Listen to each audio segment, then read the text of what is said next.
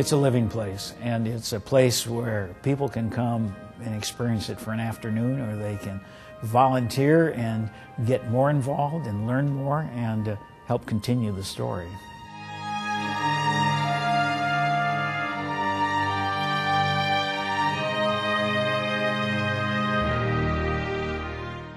The story of Pioneer Hall began more than a century ago, and throughout the years it has stood as a tribute to Washington State pioneers.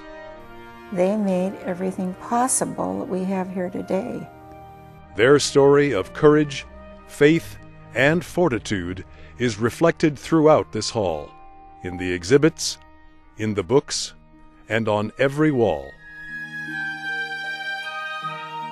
It's just a wonderful place to come.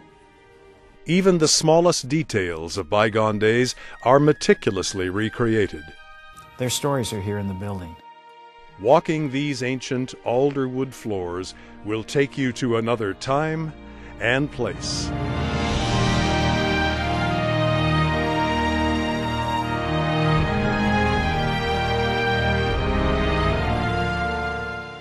Life was much different 150 years ago. Gary Zimmerman is president of the Fisk Genealogical Foundation, which has an extensive library housed on the building's lower floor. Well, my joy is helping people find the truth about their own families, the background about their own families. I've been doing genealogy for many years. I've been teaching for many years, and this is one place where it all comes together. As the historian for the Washington Pioneer Association, Gary knows this three-story building inside and out. One is dedicated to John McGilver, the donor of the property, and the second plaque is in memory of Sarah Loretta Denny, who gave the money to build the building. This building was built in 1910. It was built as a social hall for the members to have a meeting house. A place to meet and stay warm by this magnificent River Rock fireplace.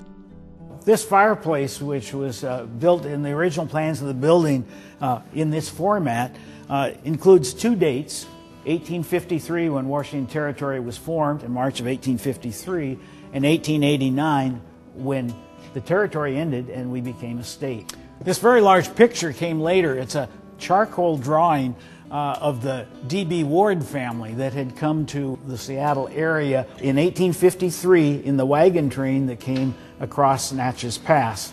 That was the first pioneer crossing of the Cascades north of the Columbia River. They were so courageous. It was just amazing. Claire Rahm's ancestors were among that brave bunch of pioneers. Claire's great-great-grandfather, William Kincaid, was one of the wagon train leaders. They came out of Missouri, and they were the first group to come directly over the mountains, the Cascades, into Puget Sound.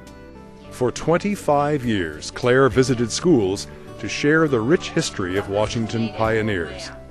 Because of her deep Washington roots, Claire is a member of the Daughters of the Pioneers of Washington.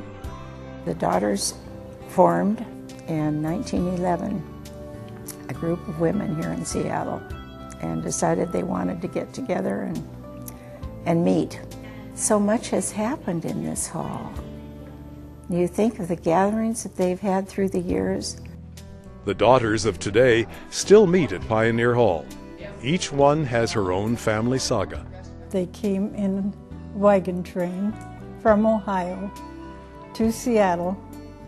And the last part was by Indian canoe. They came to Seattle in 1868. They came on covered wagon with their family. My great-grandfather came around the Horn. And on his ship was this magnificent bedroom set. It graces the second floor of Pioneer Hall. And I think it's a beautiful set. I really cherish that bed. In a quiet corner of the hall, you'll find the Daughters' reading room, stocked with Northwest history. We're now in the Shirley Wright reading room, where the collection of the Daughters Chapter 1 books are kept, a collection of fiction and nonfiction by Northwest authors, and this fine collection of master's theses from the University of Washington.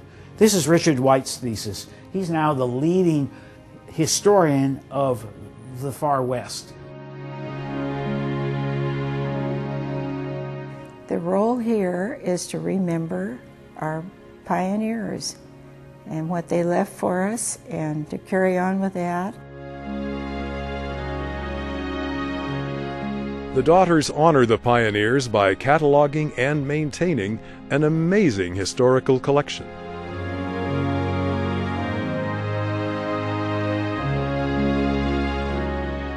Up on the second floor, we have the exhibits that deal more with housewares and the life of the families.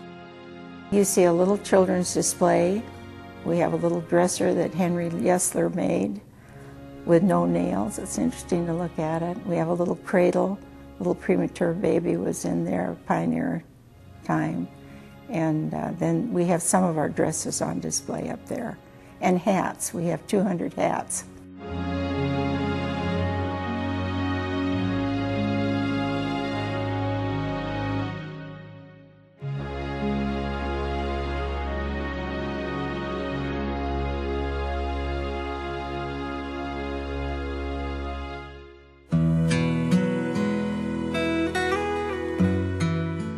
Tucked away on the second floor is a fascinating set of personal and historic records. So this collection here is the collection that we got from the State Association of the Pioneer Daughters. And what was particularly interesting was this collection from Mr. McCardle, who had kept an index of everything he read by making little strips and putting it in the notebooks. And it was rubber cement, so he could always change them so they were in alphabetical order. And then he would cut out the articles and put them in a scrapbook so that the index got you to a particular page where an obituary from many years ago in either a Seattle paper or Portland paper shows up. It's a very useful collection when somebody comes in to try and find out about their pioneer family.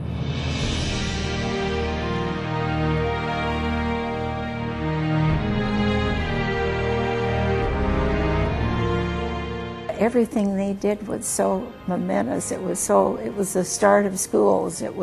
They wanted schools right away.